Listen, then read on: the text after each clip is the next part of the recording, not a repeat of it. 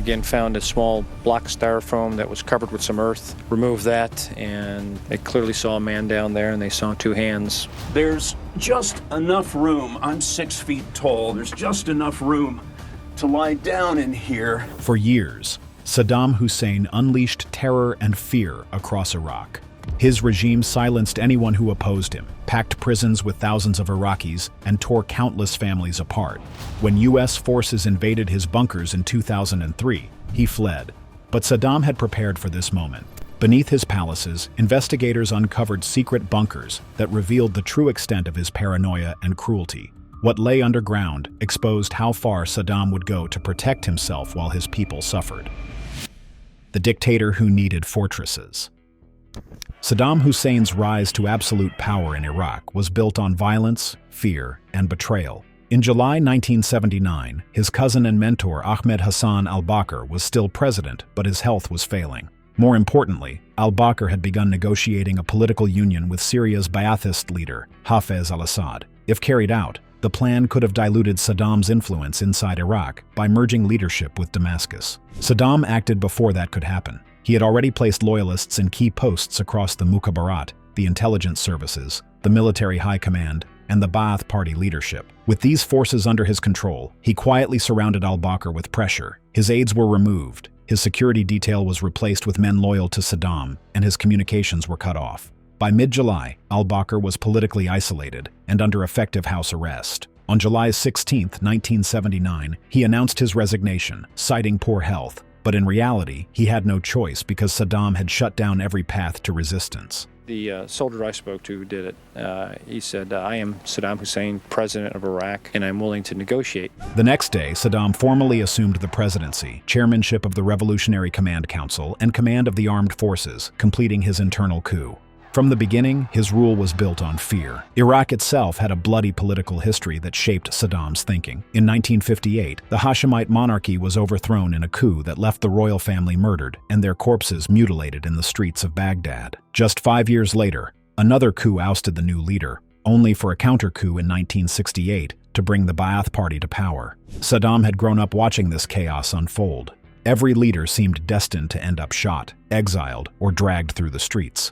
This violent pattern carved into his mind a single conviction: trust no one, and build to survive what had killed so many before. Saddam himself narrowly escaped death in 1959 when he took part in a failed assassination attempt against then-Prime Minister Abdul Karim Qasim. Bullets struck him, leaving him wounded and forcing him to flee into exile. That event never left him.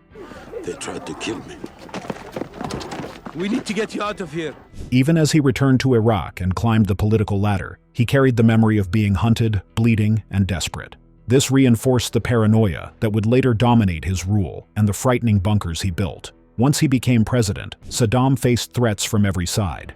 During the Iran-Iraq War, which raged for 8 brutal years between 1980 and 1988, Saddam feared that Iranian forces could launch devastating airstrikes against Baghdad. In response, he ordered the construction of massive palace complexes that concealed deep underground bunkers. These bunkers were built to withstand direct hits, equipped with blast doors and ventilation systems. They were places he could retreat to, while entire cities above burned. The 1991 Gulf War intensified Saddam's obsession with survival. When U.S. and coalition forces launched airstrikes on Baghdad, they destroyed government ministries, communication hubs, and military command centers in only a few days. The bombing campaign showed Saddam that his most important sites could be hit quickly and with overwhelming force. In the aftermath, he ordered a major expansion of his underground bunkers. These facilities were reinforced to survive not just conventional bombs, but also chemical, biological, or even nuclear attacks. By the mid-1990s, reports indicated that Saddam had built or was building more than 80 palaces, many of them with reinforced bunkers buried beneath their foundations. These were not just shelters. They were symbols of survival and domination. To Saddam's enemies, they sent a message that even if his cities and ministries were destroyed, he could disappear underground and continue ruling. To ordinary Iraqis, they were reminders that his power reached below the very ground they lived on and that he could not be touched. The truth is that Saddam trusted concrete and steel more than he trusted his generals, his ministers, or even his family. He believed that walls could keep him alive longer than loyalty ever could. His survival strategy was to hide beneath Iraq itself, encasing his body and his power in bunkers that he thought would outlast any threat.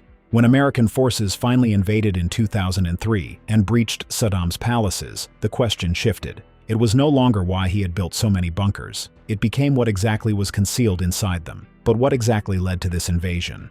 The invasion begins, and Saddam's defiance on screen.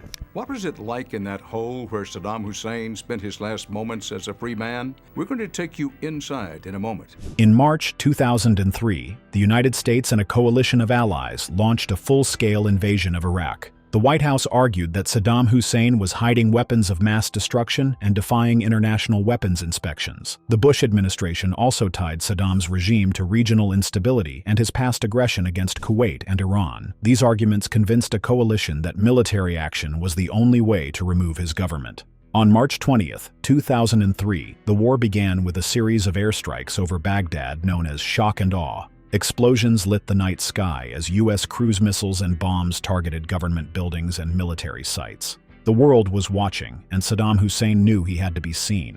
Within days, Saddam appeared on television to project that he was still in control and rally resistance. He wore a military uniform and spoke in a harsh and unyielding tone. His speeches were full of defiance. He declared, "We will not kneel. We will fight and we will defeat the invaders." In another broadcast, he warned, "The mother of all battles is here. The criminal Bush will be defeated at the gates of Baghdad." These words were meant to fire up the Iraqi people and show the coalition that he was still in command. For some Iraqis, the broadcasts were one of the only signs that their leader had not fled. Despite the angry rhetoric, U.S. and coalition forces advanced quickly. The Iraqi military could not withstand the overwhelming air power and ground forces that were brought into the country. Entire divisions collapsed, and many Iraqi soldiers deserted. By early April, coalition tanks were pushing into the capital. Baghdad, which Saddam had promised to defend at all costs, was surrounded. Coalition forces met resistance in some neighborhoods, but it did not last long. The regime was unraveling in real time. On April 9, 2003, the world witnessed one of the most symbolic moments of the war. In Firdos Square in central Baghdad, U.S. Marines secured the area as a crowd gathered around a massive statue of Saddam Hussein. The figure, cast in bronze, had stood as a symbol of his power and authority. With television cameras rolling across the globe, Marines helped Iraqis pull the statue down. When it crashed to the ground, Iraqis rushed forward to stomp on it, strike it with shoes, and drag its head through the street. The images marked the collapse of Saddam's regime. This is the scene in central Baghdad. Earlier today, we saw this crowd that has swelled to this now, taking off their shoes, throwing them at this statue. Yet Saddam himself had not been captured. In the chaos of Baghdad's fall, he disappeared. Rumors spread that he had been killed in an airstrike or had escaped to another country. The truth was that Saddam had gone into hiding, moving between safe houses, underground bunkers, and locations trusted only to his inner circle. He relied on secrecy and loyal supporters to evade the coalition's search. For U.S. forces, finding him became one of the highest priorities of the war. The dictator who had once shouted on television that America would face humiliation was now silent, leaving only questions of where he had gone and what secrets might lie hidden in the fortified bunkers he left behind. The discovery of Saddam's hidden bunkers. As soldiers moved through Saddam's sprawling palaces, they quickly realized that some of the regime's most unsettling features were not in the gilded halls above ground, but in what lay hidden beneath. Beneath the marble floors and sweeping staircases, they uncovered reinforced tunnels and concealed entrances that led below the surface. Some bunkers went down multiple levels. Heavy blast doors sealed off sections that had not been touched in years. The construction was not the work of ordinary engineers. There's a light right up here, a fluorescent light connected above by an electrical wire. This is a concrete wall. These were hardened facilities, designed with military precision and intended to survive direct assault. Inside, soldiers found complex ventilation and air filtration systems. These systems were built to protect occupants from chemical or biological attacks, a chilling reminder of the fears Saddam lived with. To the team, it felt like stepping into a Cold War relic. Long corridors stretched into darkness, lined with steel and concrete. Underground control rooms gave the impression of a government prepared to rule from below, even if the world above collapsed. Military engineers who examined the walls noted how thick the concrete was, in some cases several feet thick, built to resist powerful strikes. The scale of these fortresses shocked even seasoned professionals. Some soldiers reported that the atmosphere inside was unsettling. The bunkers were eerily silent. What U.S. forces discovered in those days confirmed the depth of Saddam's obsession. Even as Iraq's economy crumbled under international sanctions and ordinary citizens suffered from poverty and hunger, enormous resources had been poured into these underground strongholds. Once the soldiers ventured further inside, reports suggested that some areas may have been fitted out for comfort. Still, most evidence showed these complexes were primarily military and survival facilities. The true extravagance of Saddam's regime was far more obvious in the palaces above ground. Lavish luxury beneath the earth. When American forces forced their way into Saddam Hussein's palaces and bunkers, they expected to find hardened military shelters. Instead, what they saw left them stunned. Above ground, the palaces were filled with unimaginable luxury. Marble staircases gleamed under dim light. Crystal chandeliers hung above polished banquet halls. Imported European furniture sat untouched, waiting for a man who believed himself untouchable. In some bathrooms, fixtures were plated in gold, a detail so extreme that even hardened soldiers stopped in disbelief. Beneath these compounds, reinforced bunkers revealed another layer of Saddam's world. Most were built for survival, with blast doors, concrete walls, and air filtration systems. Yet soldiers reported that some spaces appeared more than purely functional. A few had furnishings that suggested they were meant to be used in comfort, blurring the line between survival facilities and hidden extensions of palace life. While most evidence showed that Saddam's true luxury was above ground, reports spread of underground rooms fitted out for more than war. The most striking discoveries, however, were not chandeliers or furniture. U.S. forces uncovered vast sums of hidden wealth. In one palace complex, crates packed with U.S. dollars were seized, amounting to hundreds of millions. Soldiers also found bars of gold and other valuables stored away, left untouched and waiting. The scale of the hoarding stunned even seasoned troops. It confirmed what many Iraqis had long believed. While ordinary families lived under sanctions, Saddam had poured enormous resources into fortresses and secret caches of wealth. The timing of these discoveries made them even more shocking. During the 1990s, Iraq was under crushing United Nations sanctions imposed after Saddam's invasion of Kuwait. They blame United Nations sanctions dating back to the era of Saddam Hussein. These sanctions devastated the economy. Hospitals ran out of medicine, infrastructure collapsed, families struggled to feed themselves. Reports from the United Nations in the mid-1990s estimated that hundreds of thousands of Iraqi children died as a result of malnutrition and lack of health care. Yet during this same period, Saddam continued building palaces and reinforcing underground shelters, all while amassing wealth in cash and gold. Yet what investigators uncovered in these fortresses went beyond gold-plated taps and hidden cash. As soldiers pressed deeper, the discoveries began to reveal not only wealth, but far darker purposes. Torture, secrets, and dark truths. As investigators explored deeper into Saddam Hussein's bunkers, they began to uncover spaces that carried a very different character from the luxury halls above. These rooms were bare, cold, and unsettling. Some chambers were fitted with bars and locks, while others looked like holding cells. Human rights groups had for years accused Saddam's regime of running secret prisons where torture and executions were common. The discoveries beneath his palaces did not prove that these exact bunkers had been used for that purpose, but they reinforced a chilling possibility that the underground strongholds could also have doubled as detention sites away from public view. As good fortune would have it, the electricity went out in the town of Ador, which further masked our approach. Weapons caches were also uncovered. Soldiers found crates of AK-47, explosives, and large stockpiles of ammunition. These were not small stashes for a handful of guards. They were large enough to suggest preparation for prolonged battles. In addition to the weapons, protective suits and advanced air filtration equipment were discovered. These items revealed Saddam's deep fear of chemical or biological attacks. They showed that he and his inner circle were prepared to survive underground, while others suffered above. Besides that, expensive imported alcohol, fine cigars, and costly drugs were also stored away for the dictator's use. This was a time when sanctions had left the Iraqi population with little access to food, medicine, or electricity. Alongside the luxury items, soldiers found supplies meant for survival. There were gas masks, escape maps, and stored food, all showing that Saddam expected a sudden attack. He was ready to seal himself underground with his wealth while leaving his people to face whatever devastation came from above.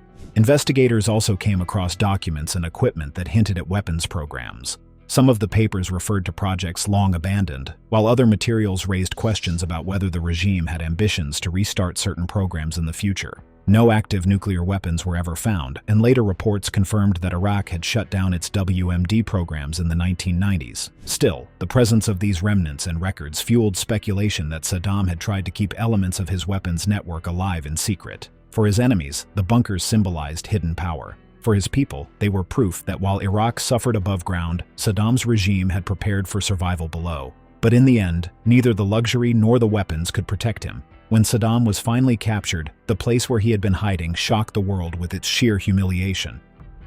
From palaces to a spider hole. On December 13, 2003, U.S. forces finally cornered Saddam Hussein near his hometown of Tikrit. United States military forces captured Saddam Hussein alive. He was found near a farmhouse outside the city of Tikrit. After months of searching, intelligence breakthroughs had narrowed the hunt to an area about 15 kilometers south of the city. The mission was called Operation Red Dawn. It was carried out by the 1st Brigade Combat Team of the U.S. 4th Infantry Division, supported by Special Operations Forces. 2 sites were raided simultaneously, codenamed Wolverine 1 and Wolverine 2. The key to finding Saddam was intelligence gathered from people inside his inner circle. Several bodyguards and loyalists had been captured and interrogated in the weeks leading up to December. Step by step, interrogations closed the circle around him. U.S. forces traced couriers who were delivering messages and money on Saddam's behalf. By following these men and breaking down their networks, soldiers finally identified the exact farm where Saddam was being sheltered. When the raid began, soldiers surrounded the farm and searched the buildings. They found weapons, currency, and 2 men guarding the property. But Saddam was nowhere in sight.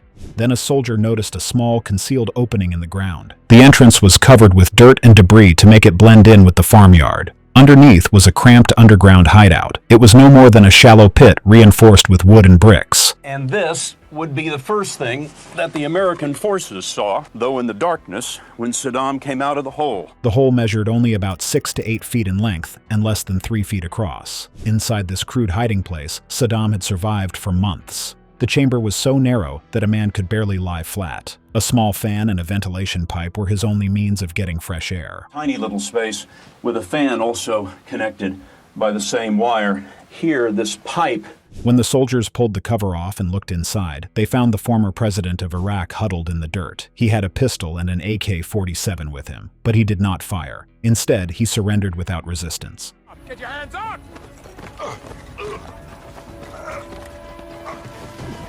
One soldier recalled his first words. "I am Saddam Hussein. I am the president of Iraq, and I want to negotiate. There would be no negotiation."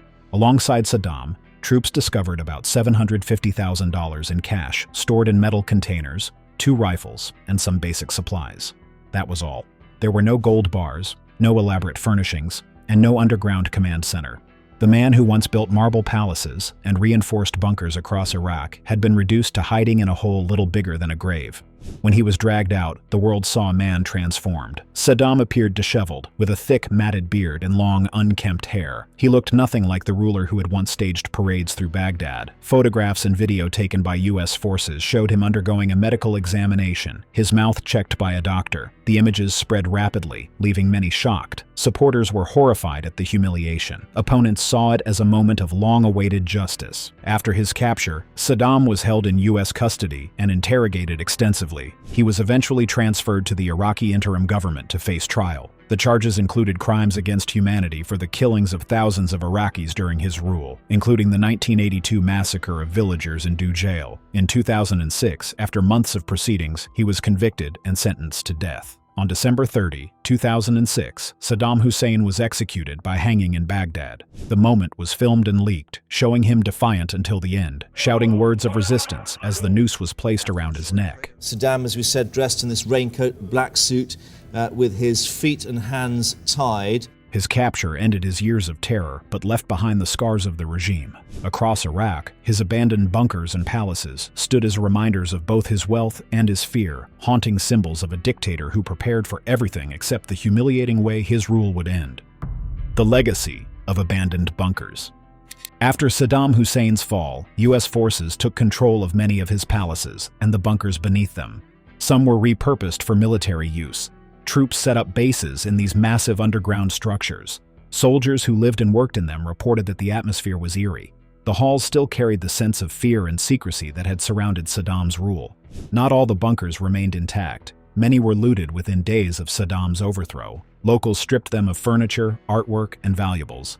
Gold fittings and expensive furnishings disappeared quickly, and anything portable was carried away. Some of the facilities had already been damaged during the heavy bombing of 2003, and others were deliberately sealed or left to rot. A few of Saddam's bunkers still exist today, now empty and abandoned. Many Iraqis see them as reminders of corruption and wasted resources. People continue to talk about tunnels that may still be hidden or sealed, and about secret rooms or vaults that were never opened. Some believe these places could still hold money, valuables, or documents. Whether true or not, these stories keep Saddam's presence alive years after his death. To fully understand why these bunkers mattered so deeply, they must be seen not only as military or political structures, but also as part of Iraq's long cultural and historical traditions. Cultural and historical resonance. Iraq is the land of Mesopotamia, where some of the world's first cities were built. Ancient rulers constructed ziggurats, large stepped temples that rose high above the plains. These structures represented religious faith, political order, and the ruler's power to connect heaven and earth. Saddam Hussein tried to place himself in this same tradition of greatness, but he did so in a very different way. Instead of building upward like the ancient kings, he built downward, creating bunkers and tunnels beneath the ground. Saddam repeatedly tied his image to Iraq's most famous rulers. He compared himself to Saladin, the 12th century Muslim commander who fought against the Crusaders. He also associated himself with Nebuchadnezzar II, the Babylonian king who rebuilt Babylon. This was more than rhetoric. At Babylon, Saddam ordered restorations and had bricks laid with inscriptions of his own name alongside Nebuchadnezzar's. One brick read, "This was rebuilt by Saddam Hussein, son of Nebuchadnezzar." His goal was clear. He wanted Iraqis and the wider world to view him as part of a continuous line of historic leaders. Saddam used architecture as a way to control how people thought about him. He restored ancient ruins to link himself with Iraq's long history, and at the same time, he built dozens of new palaces that showed off his wealth and power. Inside government offices and public buildings, he gave strict orders about what should be displayed. Quranic verses were carved into walls or painted onto ceilings. Next to these verses were Ba'ath Party slogans praising his rule. Portraits and statues of Saddam himself were often placed in the same spaces. This combination was not accidental. Saddam wanted people to see religion, politics, and his own image together, as if they were part of the same authority. For ordinary Iraqis walking into these buildings, the message was clear. Obeying Saddam was not only a political duty, but also something tied to faith and national pride. His bunkers followed the same style. Some were decorated with religious inscriptions alongside nationalist symbols, blending Islam with Ba'athist propaganda. The goal was to remind everyone who entered that Saddam was at the center of both Iraq's identity and its survival. In this way, he tried to make loyalty to God, loyalty to Iraq, and loyalty to Saddam seem inseparable. This is why the discoveries inside those bunkers were so revealing. Saddam wanted them to stand as proof of his place in history, equal to figures like Nebuchadnezzar and Saladin. Instead, when they were opened after his fall, they showed the reality of his rule: fear, greed, and excess. The bunkers recorded not greatness, but the way Iraq's resources were drained to build a dictator's underground kingdom, one that ended in failure when he was captured in a simple dirt hole near Tikrit. What do you think about this discovery? Comment down below.